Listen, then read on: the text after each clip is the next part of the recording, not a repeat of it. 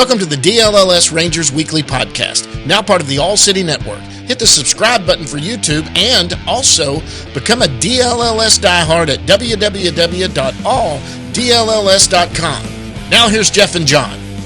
Everybody, welcome to the DLLS Rangers Weekly Podcast.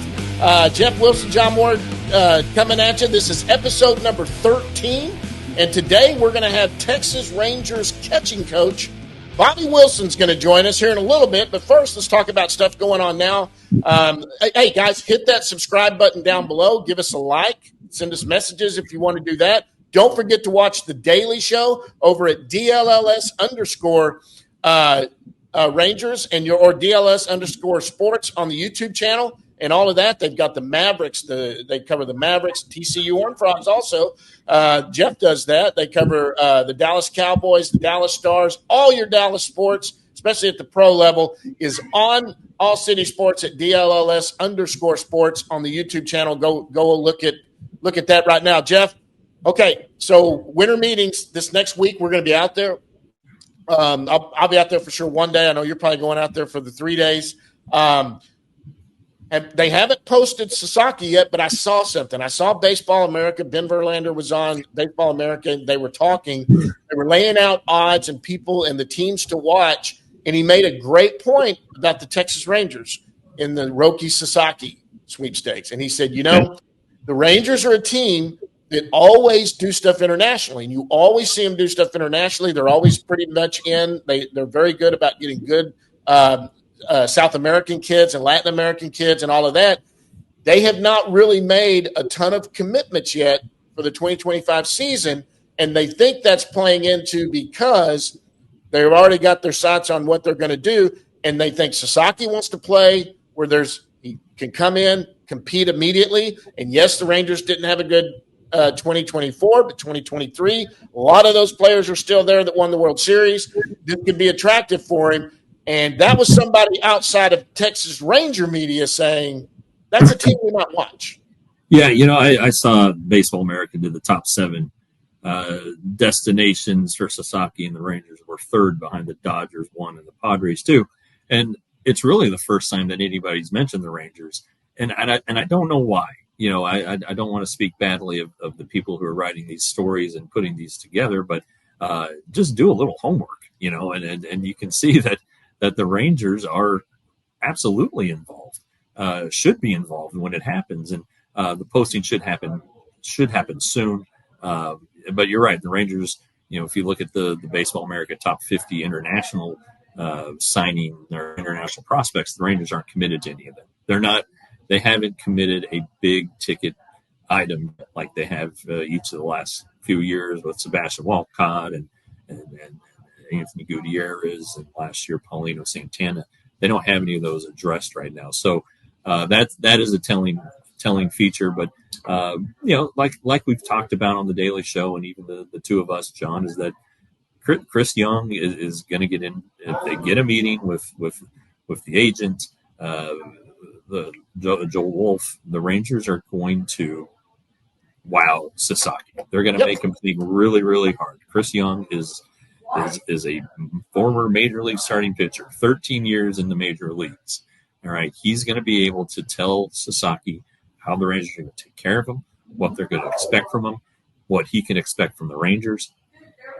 And then, Chris Young is going to be able to say, you get to pitch with Jacob deGrom. The one pitcher who you get compared to most frequently is going to be your teammate. And he's going to say, oh, by the way, we signed Jacob deGrom for 5 years and $185 million a couple of years ago. We signed Corey Seager for 10 years and $325 million. We signed Marcus Semien for 5 years and $175 million, to give Sasaki an indication that, there's going to be money for me in a couple of years, because they're not going to discuss anything. There's going to be no backroom dealings, because they'll get investigated by Major League Baseball. And Chris Young is the former guy who handed out penalties in Major League Baseball, so he's going to stay by the book. But the Rangers are going to have a chance, and I've been saying it. I know a lot of people might be rolling their eyes if they heard it back then, but it's going to happen. I'm not saying he's going to sign with the Rangers, but the Rangers are going to be in there, and so that's probably going to be a huge deal. at the winter meetings if he's posted. I don't know that will be the case, but once he is posted, 45 days to sign him. Everybody's money is reset. The Rangers have about $6.6 million. They can get more through a series of trades, up to 60% of their bonus. So that would get the Rangers around $10 million. But I think Ohtani kind of set the bar. He didn't sign for the most money. Yep. If he had signed for the most money, he would have signed with the Texas Rangers. Yeah. But he didn't. He signed for only a couple $1 million with the Angels, and turned out just fine in the end. Obviously, now that he's making $700 million. So that's going to be a storyline. Soto, if Soto doesn't get done before Monday, is going to be a storyline. And then, for the Rangers, they still have the opportunity to sign Nathan Eovaldi because Sasaki comes out of the international budget. It's an entirely different situation with him. So, Eovaldi is still a top priority for the Rangers. Ross Fenstermaker said the other day they've talked to other high-end arms, whether that's Corbin Burns, I don't know, Max Fried. There was some fire there or smoke there early in the offseason. Closers, the Rangers need a closer still. So there's a lot of ways to go about it, but it seems like the Rangers are in a good position on a lot of guys. They're talking to Eovaldi very, very often. And Sasaki factors nothing into anybody they're talking to now. He's not going to cost much. So he's not going to be part of it. He's going to make the league minimum when it comes to being on the big league team. It's all in his bonus and all of that. So, has there been any movement on Eovaldi? Have we heard anything? No. Some pitchers who might be in his on his tier have signed with Kikuchi going to the Angels, and then Luis Severino today signed with the A's of all people for $23 million a year. I think that's somewhere around what Eovaldi can expect to get. Corbin. Okay, Blake Snell signed for $35 million a year, deferred a bunch of it, or even more than 35. I don't remember, but Corbin Burns is a big name. Max Fried's a big name, and then really it's Sean Manaea. You hear and Nathan Eovaldi. And Eovaldi's a little older, sure, but he still has some good years in him. His stuff was really, really good last year, and the Rangers love what he does for the team and the pitching staff as a whole. When he isn't pitching, the way he talks to him and eyeballs him and motivates him and holds the pitching staff together. So he's a gamer too. Man, it remains a top priority, and I still think the Rangers end up with him unless somebody comes in and just blows his doors off. Yeah, but I think the Rangers have the money to be competitive, and so we'll see what happens. But you're starting to see guys sign, and with Severino being the latest. So you wonder if a signing isn't far away for Eovaldi. Well, and the only big move the Rangers have made so far is who we're going to talk to Bobby Wilson about, and that's Kyle Higashioka. How do you say it? Higashioka. A kid born and raised in California. He's not a Japanese. Obviously he's got some Japanese heritage in there, but I think he's a fourth generation Japanese American, I believe. But he grew up in California. That's where he grew up. And I looked up some stuff on him. He hit 17 home runs last year. Yeah, career high. And he did it in less than 300 at bats. So there's a lot of pretty good home run clip there. Higashioka, some people, I think on Wikipedia, says he learned Japanese. He said he does not speak very good Japanese. He's a much better Spanish speaker. He's fluent in Spanish. He's a guy who was drafted out of high school by the Yankees and then spent like 10 years in the minor leagues. Yeah. If you didn't see, he was on the Daily Show Tuesday. If you didn't see that episode, go back and look at it because it's his first time talking having his name as a Rangers player with a media outlet, and he seems like he's got a pretty wry sense of humor, but a smart guy. You can tell he's heady. You can tell he's not satisfied too. With the 17 home runs, which are a career high, but he doesn't want to take any steps back. And the Rangers think that the changes that he made last year to his stance, which the big one was opening his stance a little bit, helped the skills that he already had play better. So, if you can get 30 home runs from your catching position between two guys, absolutely, that's pretty good. How many catchers hit 30 home runs this last year? Yeah, I think Cal Raleigh did, Salvador Perez did, but I'm probably missing somebody. But it's you can count them on one hand, and right. So the Rangers have put themselves in a position to upgrade a position that they needed to upgrade. Nothing against Jonah, who we can ask Bobby about this, but I think Jonah was tired last year. I do too. He didn't have a lot of time to recover from the World Series. Now, you think of 23. He played a lot early because Garver was hurt. Then they kind of shared some time, and then Jonah got hurt.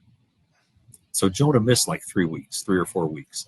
So he did have, I don't want to say time off, but he wasn't as tired at the end of the season as he might have been had he not missed that time. But anyway, he made up for it in the postseason.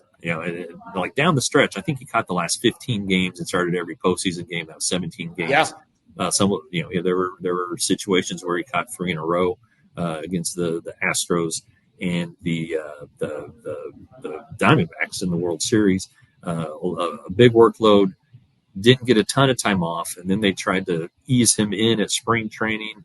I wonder if that was a disservice to him and Adolis, honestly. And then Andrew Kisner didn't hit, and so the Rangers had to play Jonah more. They weren't scoring runs with Jonah, but they sure as hell weren't scoring runs with Kisner. So you had to put your best lineup out there, and it ended up that Jonah played a lot of baseball. So I think that so this will be subtraction will lead to addition. A lighter workload will make Jonah fresher and will give him the opportunity to be at his best more often. Look, this is a guy that was on a playoff team. I mean, and a significant part of it, he wasn't just the backup catcher. Right. I mean, so I'm going to ask Bobby about that too. The catchers being more fresh. You can ride the hot hand at the end, depending on who's the hot bat. And when they haven't had to catch 100 of the 162 games and they split it up more, you're going to have fresher legs heading into any kind of a run you're making at the end into the playoffs. And, you kind of can ride the hot hand, depending on who it is. Yeah. Let's not forget, Jonah won a Gold Glove in 2023. Yep. Higashioka is a highly regarded receiver, game caller. And if you look at some of his pitch framing numbers, they're really, really good, and he caught with Jose Trevino with the Yankees. And, Trevino learned from Bobby Wilson. Jonah Heim learned from Bobby Wilson. Now Higashioka gets to hone his craft. I think he's pretty advanced, but he gets to hone his craft with Bobby Wilson. So he had some big home runs in the playoffs. Yeah, he hit 2 against the Braves. He hit 1 against the Dodgers. And honestly, I think that was the World Series. I think those were the 2 best teams. But anyway, it wasn't. It was the division series. Anyway, the Rangers have made themselves better, and it's it might have hit Jonah Heim wrong initially. I don't know if Bobby's talked to him. It may hit Sam Huff between the eyes, and be an unfortunate wake-up call and where he is in the organization. But Ross Spencermaker said that Sam's going to go to camp if something doesn't happen before then, and we'll have a chance to earn a spot on the roster. So we'll see. But and another interesting thing I thought was that Kyle said that on day 1 of free agency, the Rangers contacted his agent. And very quickly thereafter, he was on a Zoom call with Bruce Bochy and Ross Spencermaker and Chris Young. And then the pursuit didn't stop there. And I think that the Rangers, I think that won them over, honestly. I think the Rangers, it's like, hey, we want you. Yeah. Yeah. It's like if a girl likes us, it's like, holy shit, hey, all right. Hey, it doesn't happen often, but we like it. So, absolutely. Anyway, so I think that made an impression. And it seems like that's been the trend for the Rangers the last few off seasons, is that they identify a guy, they let them know they're interested, and they get the deal done. pretty quickly. It was DeGrom in 22. It was Yates last year during the winter meetings. I throw out 21 with Simeon and Seager and Gray because it was the lockout was looming, and so but the Rangers wanted to get it done. That's for sure. They wanted to get that stuff done before they had the press conference, and then everybody shut down. Yeah, so I mean, I think that not saying that they didn't do it with John Daniels, because you can look at all the guys that the Rangers have signed in the past in the month of November or right before the winter meetings with Kyle Gibson, Mike Minor, Joe Nathan, if you want to go back that far, Lance Lynn, who was during the winter meetings. So it's something that's happened here, let's say, over the last 10 years, and it's a good thing. I mean, get out there, make yourself known, and try to get the guy. Try to set the market rather than have the market set for you. Yeah. So who do you think? I mean, have you put more thought into it? I mean, obviously we know that Eovaldi is a name that you want to see the Rangers go after. Sasaki's being mentioned. Anybody else on the perimeter you think, maybe a bat, somebody else that you still have a feeling this might be somebody they're interested in, something like that? Yeah, I know that Michael Conforto is a guy, the outfielder who opened his career at the Mets, went to the Giants in 22, and honestly, I'm sorry, in 23, and the Rangers wanted to sign him then. He got a 2-year deal with the Giants, $18 million per. Had some decent numbers. He's good against right-handed pitchers, and the Rangers their outfielders were not good against right-handed pitchers last year. So that I think that's something that is a possibility. And Jock Peterson's a guy who would fit in that regard too. And I know that they'd like somebody like Mike Yastrzemski. Honestly, Jurickson Profar would be a fantastic fit. I've been lobbying for Jurickson Profar for 3 years. I love the guy. I'm sorry, he's a good ball player.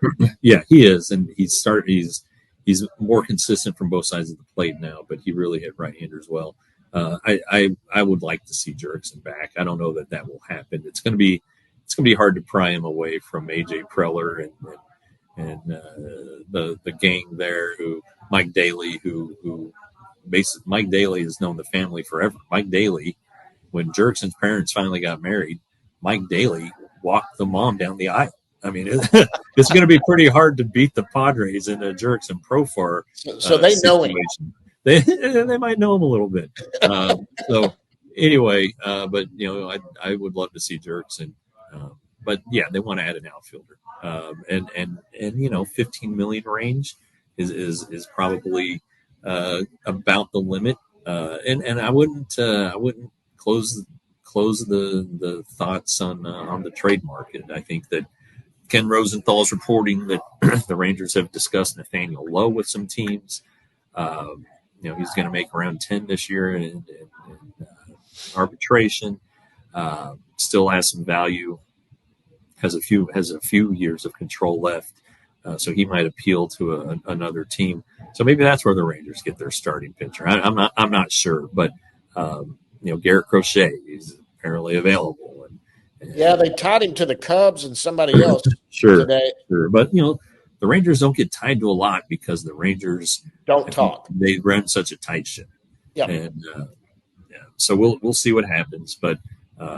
If they traded, so if they trade Lowe and they need first base help, I know this guy's a little expensive, but there is a guy from St. Louis who said he would move to first base, that the Cardinals might be looking to move in Arenado. Yeah. It's not like he's a bum defensively, though. Jesus, I'd keep him. I'd move Josh Young to first for crying out loud. Josh Young would be an excellent first baseman. I'd be honest with you, he'd be a good first baseman. He's a good third baseman. I wouldn't want Arenado as my third baseman. He's a stud. He is good. See him make unbelievable plays, but he's got a really hefty price tag. Yeah, Cardinals would have to eat a lot of that. I think. I was going to say they've got to eat a little bit.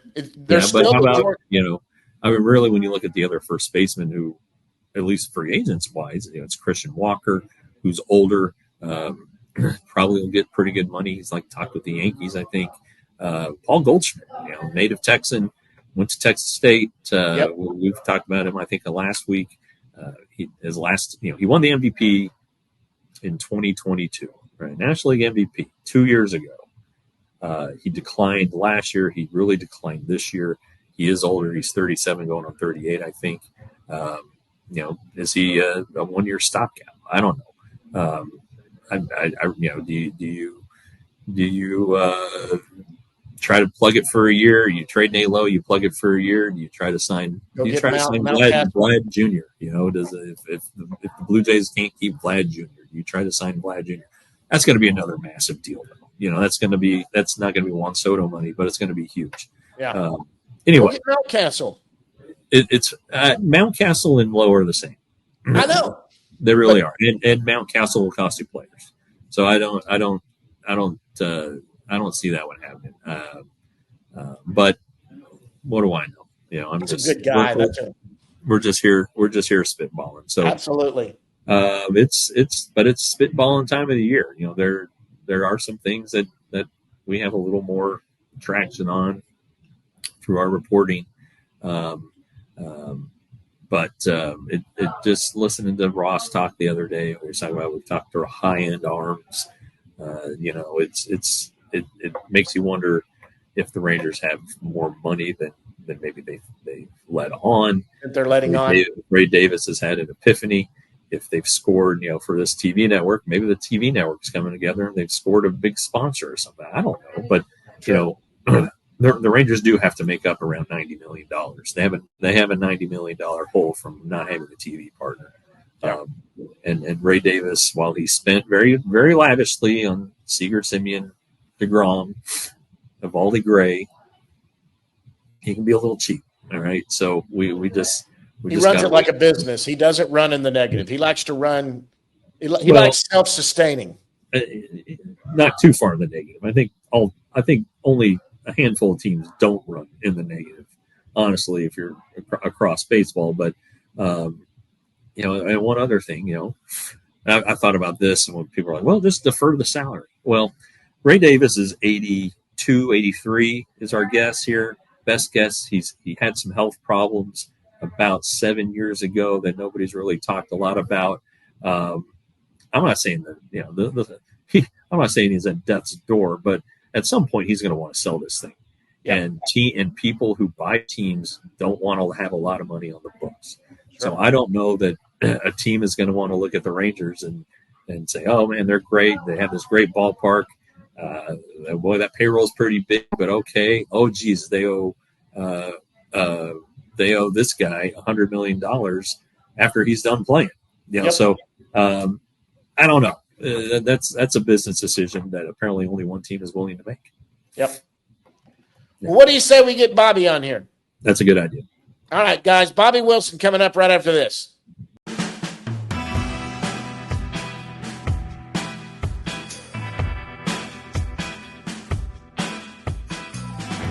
Guys, and joining us right now from Tampa, where he is at home, and he's apparently doing honeydew list right now. It's Texas Rangers catching coach Bobby Wilson. What's up, Bobby?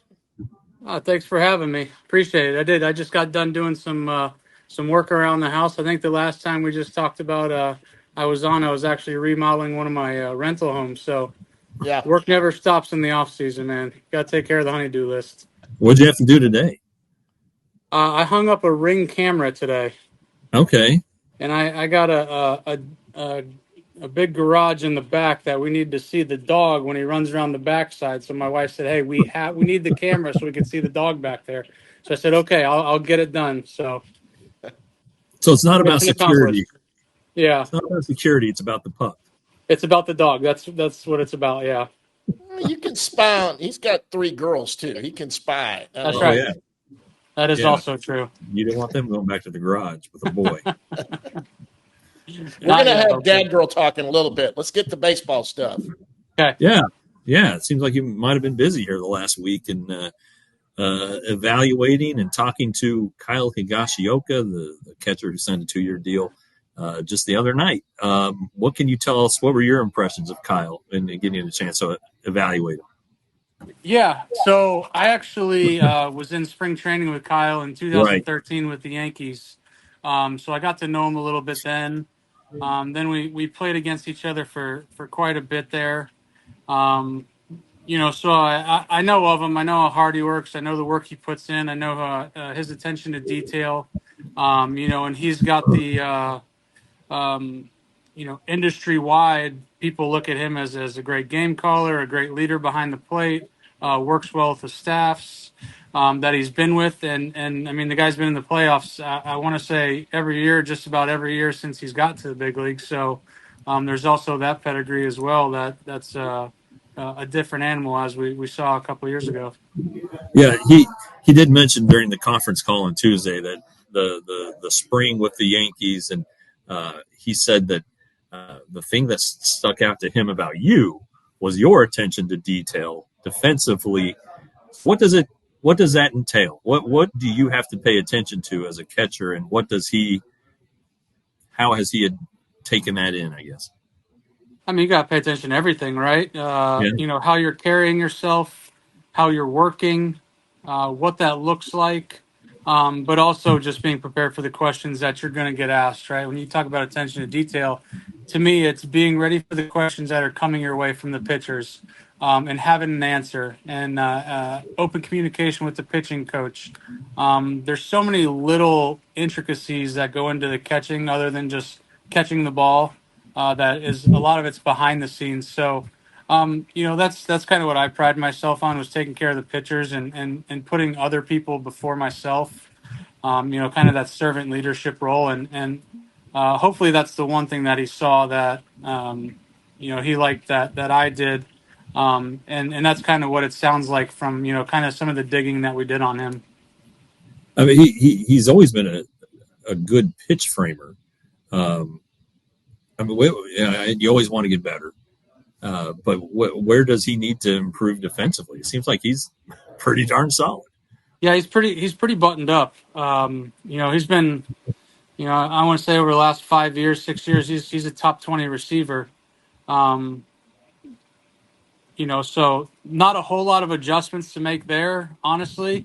There is going to be in-game adjustments. He catches from a traditional stance, and that's something that I caught in. He's not a one knee guy. Yeah. Which is great because I know that better than the one knee stance. So, I'm excited about that. But he dominates the bottom of the zone. He dominates the catcher arm side, which are the two zones that you have to dominate to be really good. And he does a really good job on both of those zones. It's just like I said, he's been a top 20 receiver over the past 5 years. Last year he was, I think, 21st is what on our scale is what we had him. But it's well above average. It's a 101.9 SL plus. Obviously, with the 100 being league average, he was well above that. So, there are things in his game defensively I think we can get better at. To me, the most important part is not the receiving, but like we talked about, it's the game planning. It's the being prepared for pitchers. It's handling the staff. All that stuff's kind of for me is quite a bit more important than the receiving. I know the receiving has got a lot of that. A lot of the glory in the past few years with catching, but the part that I'm really excited about, like I said, pitcher-catcher relationships, which we've talked about, will always be the number one priority for a Texas Rangers catcher. Yeah, and I think something we talked about with Jared Sandler yesterday on our daily show is that this isn't a slight of Jonah Heim. This is going to help Jonah Heim. Is that seems the principal belief here? I believe so. I think competition is also a good thing.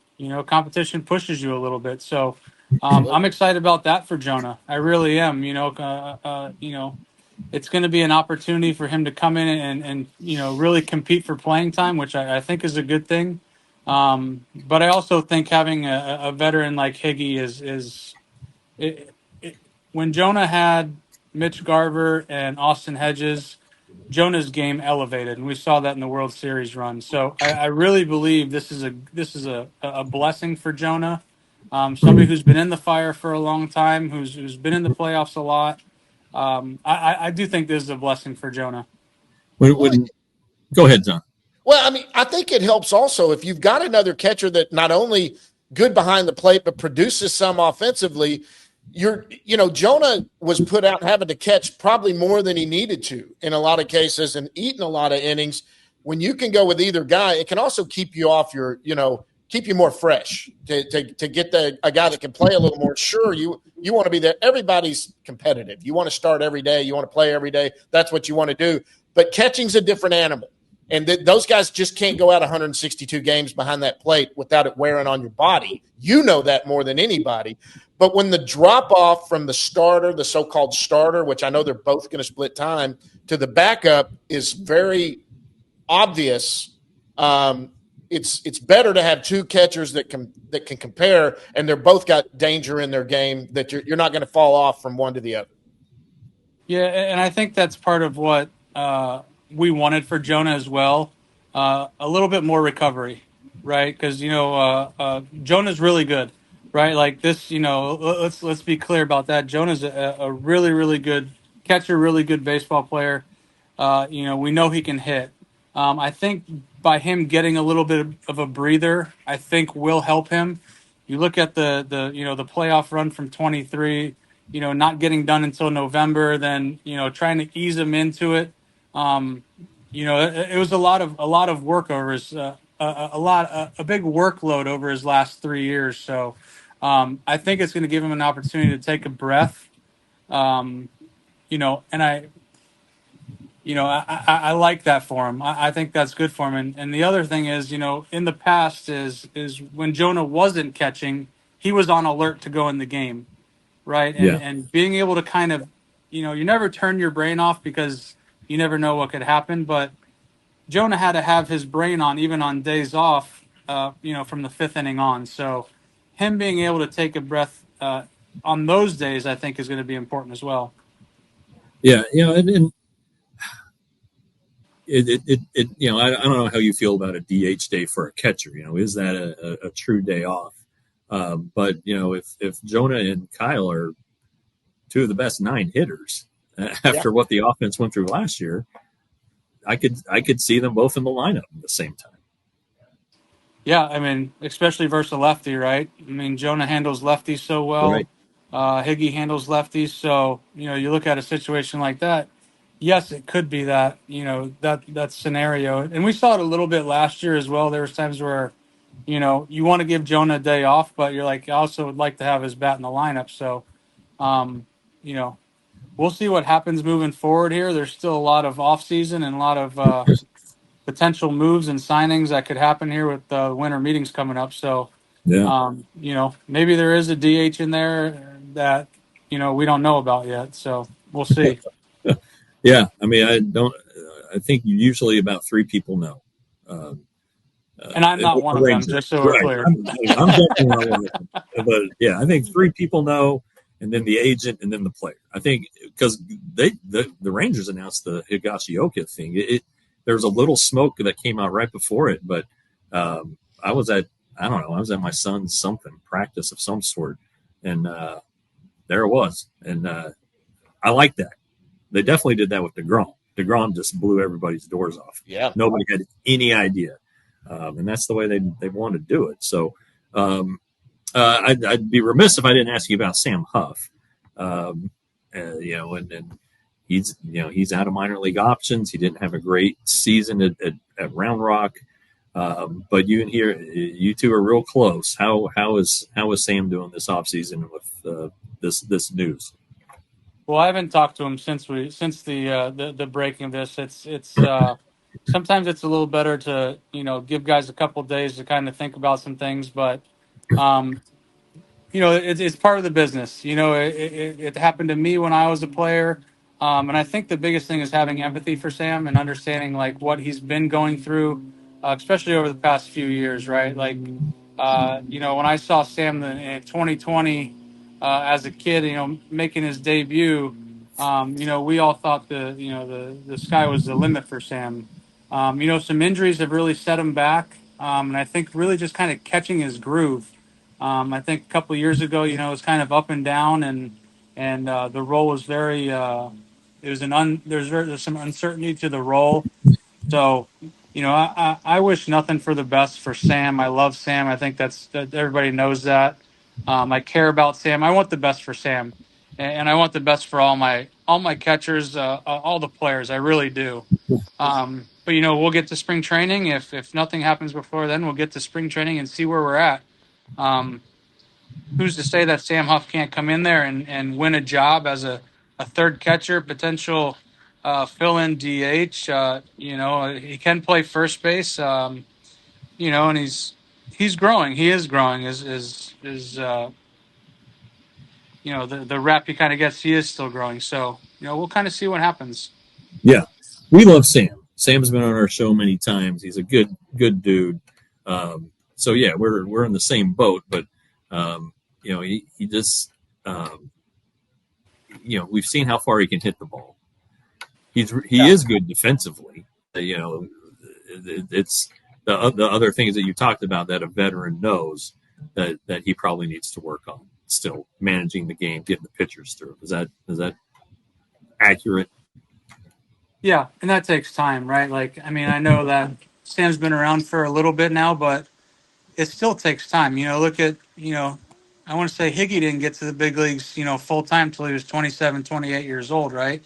So, it takes time for these kind of things to happen. And who knows, we might get into spring training and then we see a completely different Sam Huff and we're like, man, this is the guy that we're hoping for.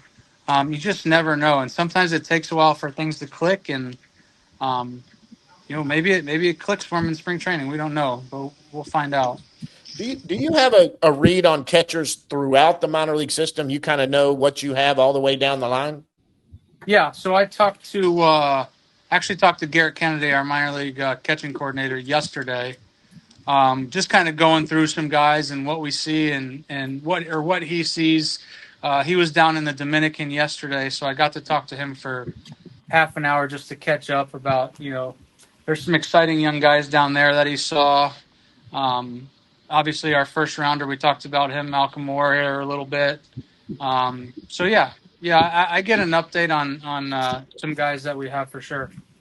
Who after Sam, if or more, Jonah caught the flu and Kyle had an ingrown toenail and Sam was out of the country getting married, who would be the next catcher? Bobby Wilson. I'll strap it on for one more day.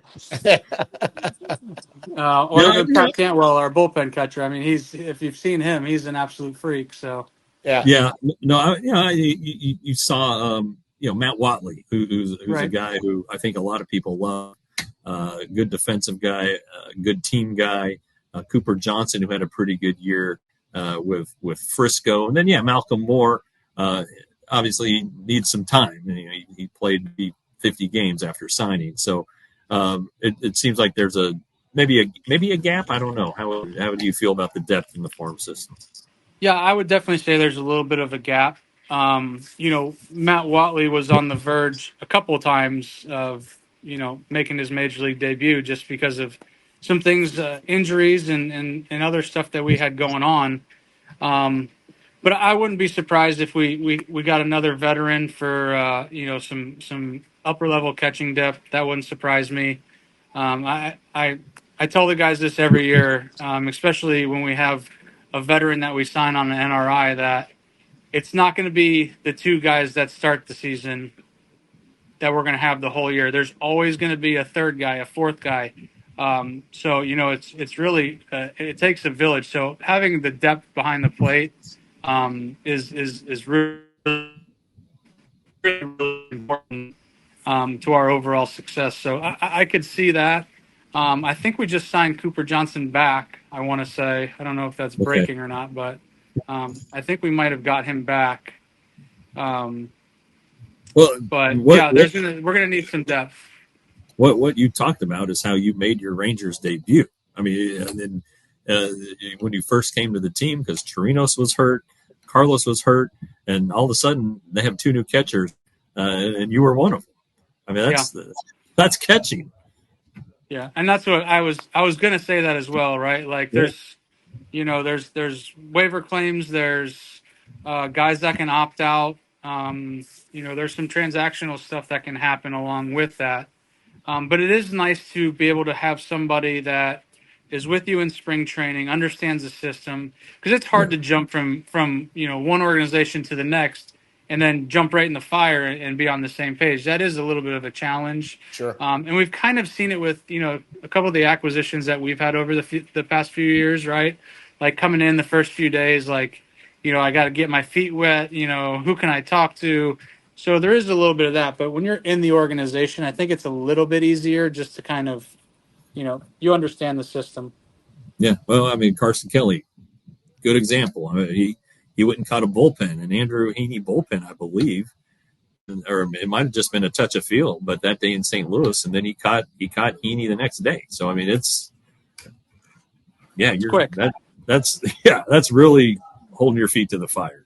Yeah, well, catching is the one position that even if you're not quite where you want to be hitting, because offense matters no matter what, but if you're a good receiver, good game caller, it's the one position that you stick around.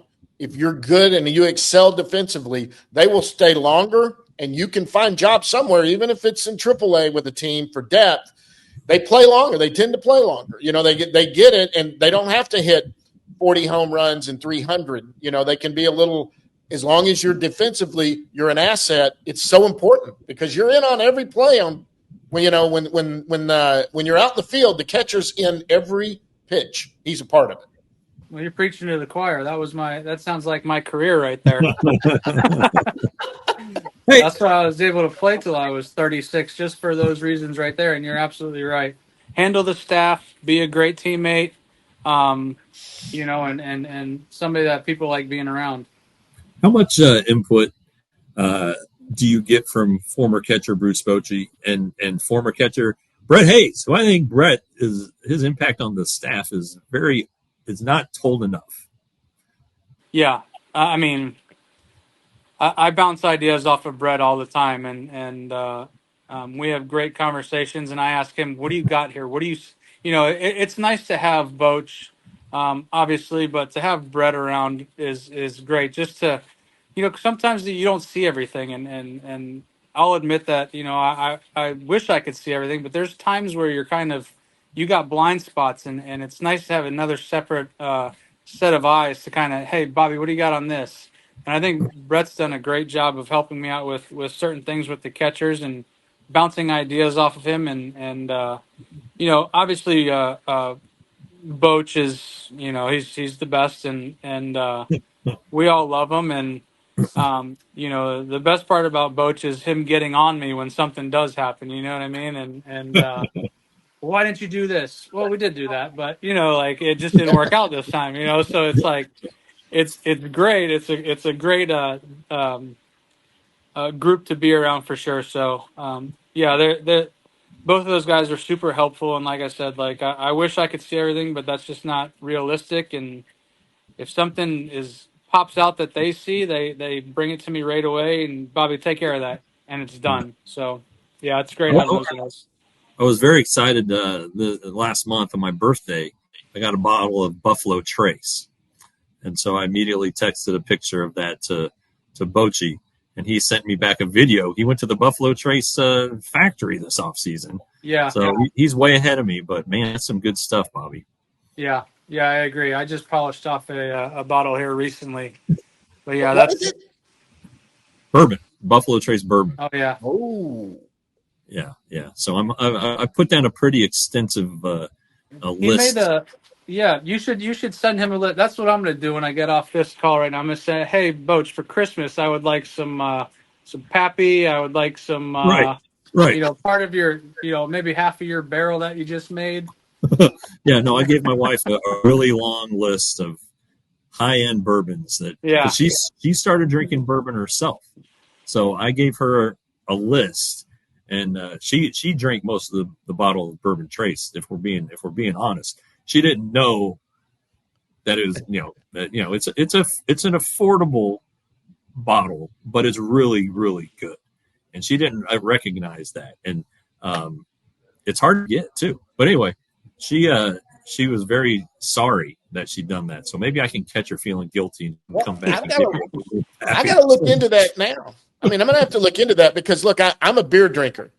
Hard liquor is not my thing, but if I'm going to do it and we're not going anywhere, I certainly am not going to ever get in a car.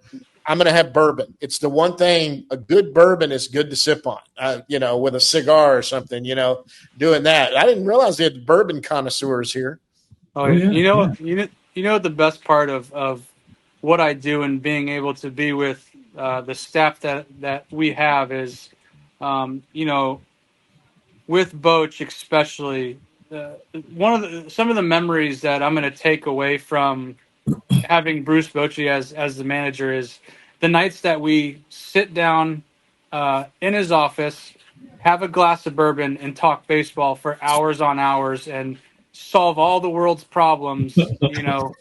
And there'll be nights that we're at the ballpark till 1, 2, 3 o'clock in the morning, spend the night there.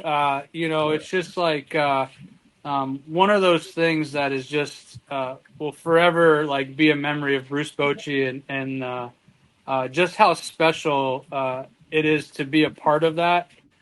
Is something that I'll remember for the rest of my life for sure. Good stuff happens in those meetings. Must be a big glass of bourbon if you're up till 1 in the morning. It's a big bottle. It's a big bottle. Well, I've seen you a couple times going in and getting glasses with the big ice cubes and everything. Yeah. So I think I know at least where I can start if I ever want to sneak in and say, "Hey, fill me up for my post game story." Open door policy with Boch too. The door's always open. No, I just got to get past Rich Rice. If I can get past Rich Rice, I'm good. Yeah, Rich runs a good defense there, man. It's hard to get around him. Yeah. It is. All right, so you got the rental properties. You put in the rain installer. What are your other projects this off season? Let's see. I did some landscape rocking. Right, so I took the mulch out. I got rid of all the mulch that I had, and I did rock this off season, which was a big deal for us. The mulch is just it's a pain to do. I figured I'd do the rock one time, and then I'll be done for a few years. So that was a big one. I did all that by myself, and then my in-laws liked it so much they said, "Hey, you think you could help us do ours?" So I did theirs as well. So some landscaping. You know what? We've had a lot of family time. Honestly. Oh, good. I've taken a break from. We got the rental houses all taken care of, so I was able to spend more time with the girls, and the girls got into softball this winter. Okay. First time playing, which was cool for me because we got to spend a lot of time together. Yeah. I have to bite my tongue. I do at times. It can be difficult for me to watch at times, but they love it. They enjoy it, and part of the trickle down effect of them going to the World Series and the playoff run was they became super interested in what I did, which was really, really cool. That's good. Yeah. I love that they did dance, but I couldn't really connect with the dance. I know they loved it, but I couldn't really connect. But they're doing the softball, so. To answer your question, it's been a lot of softball. It's been a lot of practice with them. We actually got a Disney trip planned this weekend. We're going there tomorrow, so we got that. And went to Universal and met the Grinch, and it's been a lot of family time. So it's been a good off season so far. I can remember. So it was funny. We're kind of going into the talk about Bobby stuff now. We're kind of through baseball, but I think it was the All-Star game. I'm pretty sure it was the All-Star game. Bobby and I always talk down by the dugout before, you're getting ready to do all your stuff. I know the girls and your wife come in during the season a lot, but this was All-Star game. They came down. I think they were just right by the net. I got to ask this because you got Molly over there. He's got 3 girls. One of them just turning 13. Is that right? Yep. Dude, look, my daughter, I'm a girl dad, but now my daughter's a kindergarten teacher and 26 years old. I'm past it. Has the wife given you parameters yet? Because boys are about to start calling. And how are you going to handle this? I don't know. That's part of the reason is putting these Ring cameras up so I can kind of monitor what's going on a little bit. We had some boys the other day come ding dong ditch our house. That were fond of That's how it my middle starts. Yeah. daughter. Yeah, so that I guess that's how it starts. But I don't know. We tried to raise our girls to make good decisions, and we tried to raise them to be good people and take care of others. And you hope that's what gets attracted to them. So Yeah. um, It's a I don't tightrope. know. I'll tell you what, it's a tightrope. I'm the one that's already been through it. When my daughter was gorgeous, she was a cheerleader in high school. It's tough because as the dad, you want to put the fear of God in anybody that steps in that's going to take your girl. But then you got mom in the ear going, don't embarrass her. You know what I'm saying? You can't Oh yeah. embarrass them. You can't do that. So my deal was always, if anybody wants to take you out, they got to come in my house, introduce themselves, shake my hand, and talk to me personally before you go anywhere. That was the one thing. But, you do want to play your fun game where, when they walk in, maybe you are cleaning the gun or you're doing something funny. I never did that, but I'm like but you're getting there. You're getting there with Molly too, Jeff. I mean, Well, Jen. Molly's 9. She turns 10 in a couple weeks. And, Okay, you got a little more time. She You got a walks home 13-year-old. She walks home with a boy named Christian who's very nice, and but she doesn't seem to have any interest. She's older than Christian, and she said, "I'm not dating anybody who I'm older than or who's younger than me." So she does not want a younger boyfriend or husband. She's also softball. She loves the softball. 10U softball coach pitch is really hard to watch. It's tough. I Yes. mean, they have a 5-run rule per inning, thank God. Now they do get some outs occasionally, but it's like modified coach pitch. So the coach will come in at a certain point if it's a walk situation. So if it gets to 4 balls, then the coach comes in to finish the at bat. But man, it is rough. It is rough. And we had one. This is great this year. They play drop third strike too, which is awful. So anyway, our catcher, her mom is our vet. Great family, smart girl. So drop third strike, the runner takes off, and we're saying tag her, and she did a dodgeball move. She threw the ball and hit the girl in the back. She thought that would get the out, and it was fantastic. It was so funny. It was hilarious, but man. But that's the stuff you'll see. You won't see that in youth baseball, but you'll see that was fantastic. Are all 3 girls playing softball, Bobby? Yeah, they are. All 3 of them said, "Dad, we want to play softball." I said, "Okay." I said, we got a cage in the garage." I said, "I'll work with you." So they were great about it. They worked, pretty much every day, played catch every day, taking ground balls, hitting every day. I mean, they were all in on it. So it was cool to see. That's awesome. That's awesome. That's and cool. it is fun. They do have time. And the softball teams, they do the chants. You don't see it from the baseball teams. You don't even hear "Hey batter, batter" anymore, really. But you hear the pitcher, I'm a monkey in the tree. Ooh ah, look at me. Or all these ridiculous chants that you learn, and you're better for it. So, but yeah, there's a lot of spirit. Hey, enjoy it. I've told Jeff this. Yours are there. Enjoy it. My youngest is a senior in high school. One day they stop doing it all, whether it's even dance or you'll miss the recital. All of a sudden they're off at college, and you're like, geez. That went by fast, and it flies. I'm telling you, it flies. Yeah, and that was part of the reason why we kind of took him out of dance, was because I felt that way. Like, I'm missing so much time, and as a player, as a coach, I've just missed so much time with my kids. And I told my wife, we made a decision. I want you guys to come out for the summer. I want you guys to travel to different cities. I want us to spend time together because I know how fast this is going to go. And together we made the decision, like, yeah, let's do it. Let's bring the dog out during the summer. Let's, the girls come out. We'll go do some trips. And, with like I said, I've said this a couple of times, but the World Series really kind of enlightened me to the impact that I can have on my girls and just the time that I want to be with them, because I really want to spend as much time with them as possible. I know they get annoyed from time to time, but I tell them, I love you guys. I want to be with you. I'm sorry, and they get it now. That's awesome. Hey, listen, we've kept you longer than we planned on it, and I can't thank you enough, Bobby. I know that this is time with your girls now, and doing that. So go pick them up at school. Yeah, right. Well, I got I got double car line here in about 30 minutes that I'm not really looking forward to. So you guys, Carline. Oh, yeah. You want to talk about, softball, Carline, that's the problem right now. Oh, God. It's going to be good, though. You're about 3 years away. She'll get your oldest one will get her license, and you won't know the freedom there is till one of your kids can drive, especially just right around where you are. It takes so much, and they're eager to do it. Hey, run to the store. Mom needs this.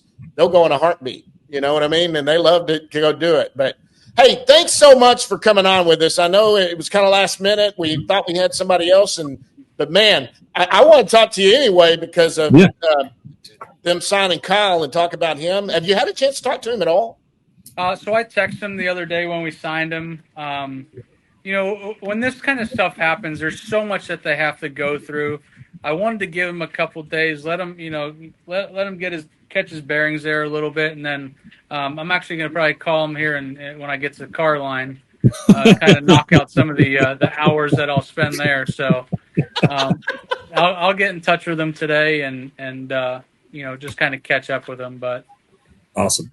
All right. Well, fantastic. Yeah. Go get in line. The earlier the better. Hey, Bobby, thanks. We'll see you in spring. Okay, sounds good. Thanks, guys. Are you going to be at winter meetings at all? I'll be out in Dallas next week. We got some staff meetings that we got to take care of. Probably won't see you there, but we're going to be at the winter meetings. Didn't know if we see you out there. Yeah, I don't know if I'm going to be able to get out there. Avoid it. Okay. Avoid it at all costs. Yeah. All right, bud. All right, guys. Thanks. Appreciate you, man. Hey, happy holidays. Man. You too. Thank you. All right, have a good one. That's Bobby Wilson. All right, guys, that's it for us. Big day. Big signing of Kyle Higashioka. I haven't said that right yet. Anyway. Huh? You nailed it. There you go. But I've read it so many times you can't do it. But that's our show for today. It's been fantastic. Don't forget the daily show every day. Hit that subscribe button down below. Do all of that for Bobby Wilson, Jeff Wilson. I'm John Moore. Until next time, guys, we'll see you at the yard.